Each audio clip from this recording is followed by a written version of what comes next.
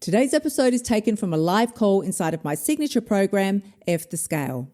If you want to know more about F the Scale and how once you get your little mitts on it, you're going to finally start losing weight, just head on over to kyliepax.com/F the Scale or hit the link in the show notes. Because we really need to take a look in the mirror and hold ourselves accountable. Because your loved ones, see, out comes the wagging finger. Your loved ones will 9 times out of 10, because they love you, they will support your excuses. You know, if you sit back and say you feel bad, or like, I'm actually touching my stomach right now, touching my gut because it's big. And right. So it's funny, the subconscious shit that we do. We're like, yeah, I feel bad. I don't feel good. I know I could be putting in a better effort. But if I feel so bad about being overweight or whatever, listen, every time in the past, like with my previous marriage or whatever, my husband would, you know, he would support me and he would help me and be like, it's okay, babe. I love you as you are. Da, da, da, da. Phil, it's a little more truthful. He's just a little more truthful. And again, when you know the universe sending you a damn message, it comes to you in multiple channels, not just one. So I had my $8,000 channel, my $25,000 channel, and then over here, I got Phil, who said to me the other day, you know, something along the lines of, you just need to be consistent. Like, you just don't follow through. And I thought, oh my God, I'm going to smack you in the face like this. There's going to be a backhander coming for your head, like that. Because I thought, how dare you tell me I don't follow through? So normally if someone says that to you all up in your face, your ego would rise to the surface like an angry demon, right? Ooh, how dare you tell me I don't follow through?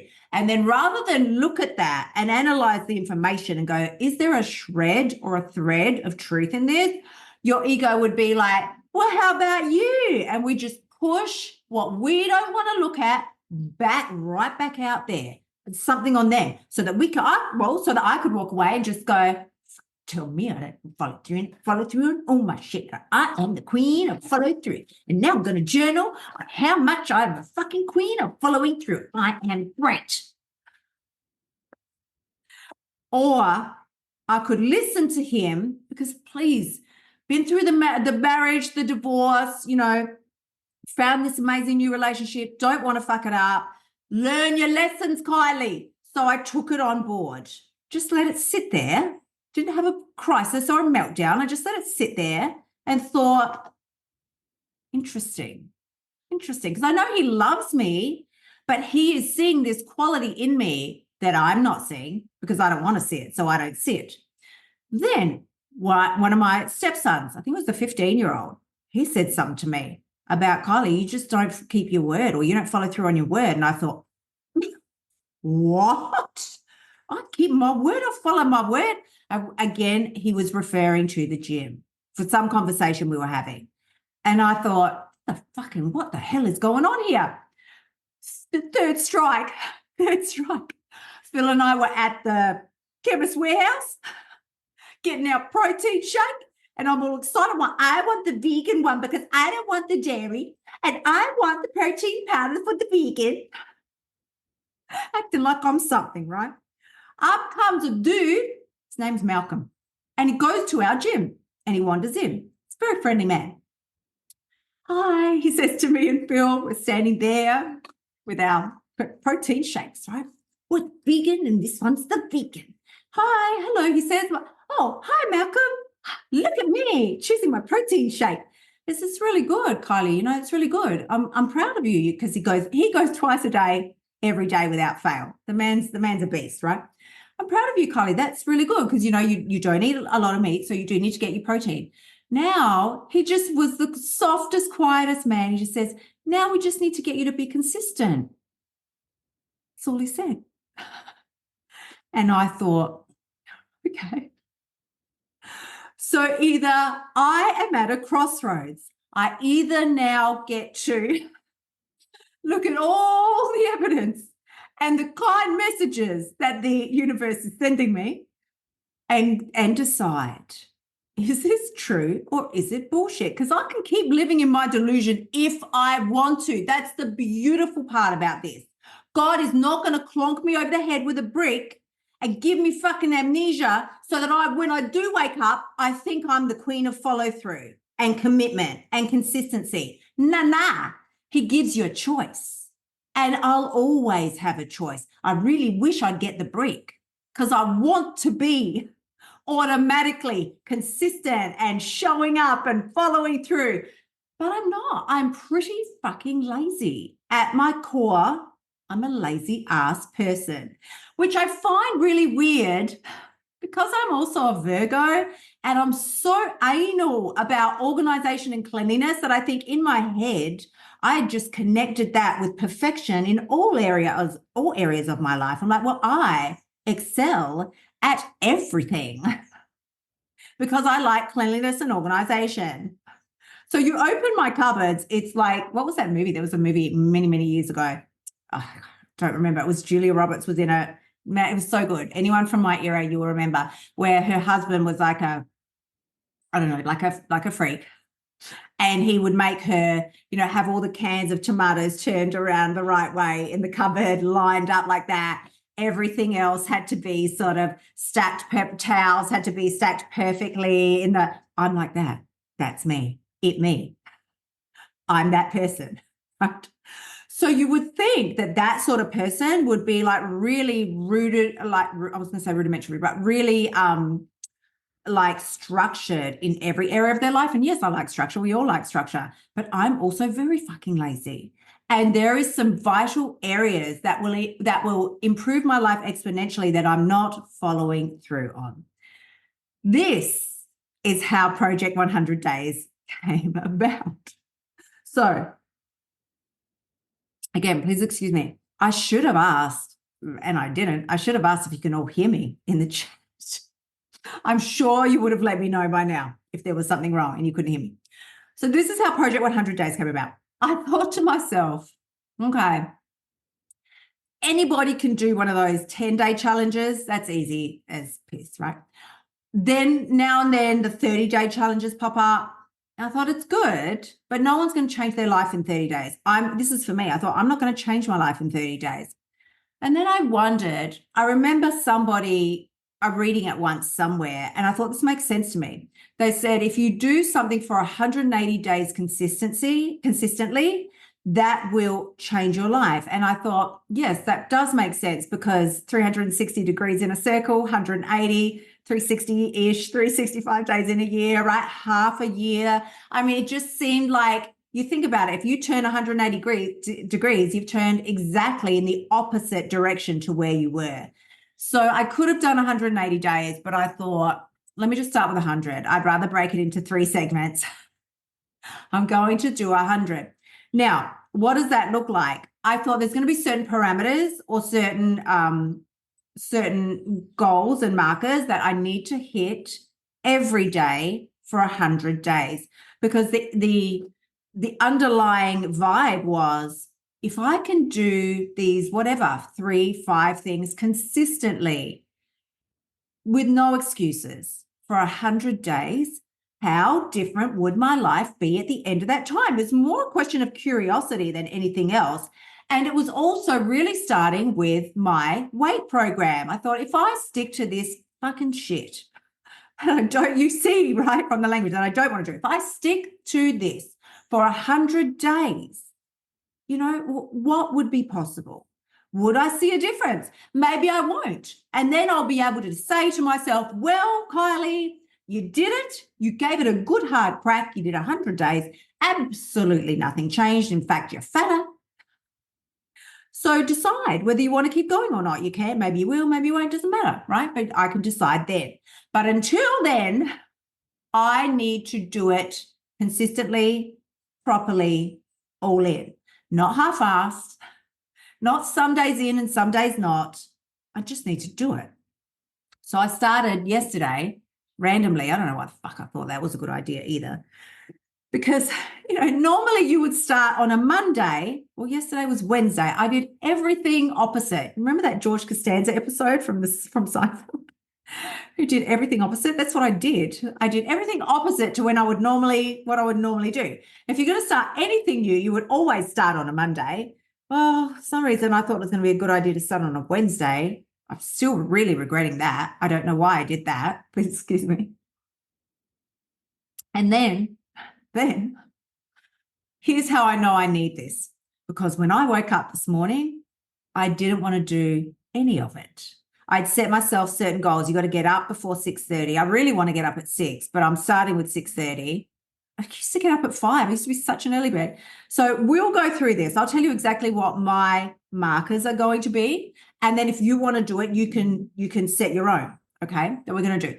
Now, I'd started with maybe 3, but I've added on a couple more. Or have they gone? I'll just pull up my notes here. I will continue to add to them as things come to me. But to start with, I just put the dot points. I'll share it in the video on the replay, but I just put the dot point, what do you call it? Like the dot points on the notes on my phone. It's called Project 100 Days. And I've put certain things on here. Back to the gym, needs to say gym daily. Needs to say gym daily. Daily gym or movement. Do you know what I mean? It doesn't have to be gym, but it needs to be movement, like getting your steps in, doing the things. Daily gym. I have to nail my morning routine. I need to do my FTS journaling daily. And then I've also put on here to follow the eating codes daily. And at the end of here, I've just got to stop excuses. And I can go through these like 5 points or whatever it is, 5 points at the end of each day and just tick them, right? It's like a dopamine hit for my brain. Did I hit my markers that day? You don't want to have 25. I'll probably switch some out at some point when I feel like I'm really consistent. I mean, I am consistent with the eating codes every day. So at some point, I might want to add in something else and replace that one. I don't want to have more than 5 because if I put a list of 35 things to do each day, make sure I hit those markers, I'm going to feel like a failure when I don't, because I won't. And I'll feel like failure and then I'll eat. And I don't want that. So I've kept it really simple. I would only do 3 to 5 really for 100 days. So pick your needle movers would be what I would say about it. Pick a damn needle movers. Don't pick, make my bed each day. That's not a fucking needle mover. Your life isn't going to be dramatically better or dramatically worse if you make your bed. But my life will be dramatically better or dramatically worse in 100 days if I strengthen my body or not. It will be very different if I follow the eating codes or not. It will, what else did I have here? Journaling, following my morning routine. Oh my God, it just makes all the difference in the world to your mindset when you follow your morning routine. I should share with you what my morning routine is, but it's still very fresh and new to me. So I'll try and remember it. But so it's getting up. The ultimate goal is 6. It's got to be right now. It's got to be 6:30. The reason is not because I'm just so tired, and I don't know why I'm so tired. I'm also a little scared to go to the doctor and get a blood test in case they find something. Again, procrastination. I know I feel like I should just go. I'm sure everything is fine, but when you've had someone in your family die of cancer, as I have, now I'm scared. I'm scared. What if they find? What is the reason for this utter exhaustion? I mean, if I'm very honest, I think it's just iron deficiency because I don't eat the meat. So my morning routine currently is to get up, let's say between 6 and 6:30, have to be up. I always drink lemon water. I'm not writing the lemon water down on a list or anything of shit I must do as part of my morning routine because it just is there every day. I drink a liter of lemon water first thing, and then I'll refill this 2 to 3 more times through the day. That's my water consumption hit each day. So there's that. There's the 6:30 get up. There's lemon water. I do my vitamins and whatever and my green tea. Then it's always going to be, I need to do this is not in order ranking of importance. I need to do stretching every day because I'm wound up like a spring. I wish Apple would stop doing that.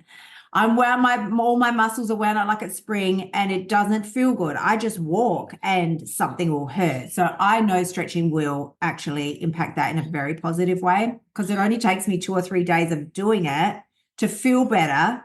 And then when I feel better, I stop doing it. Just how fucked up that is.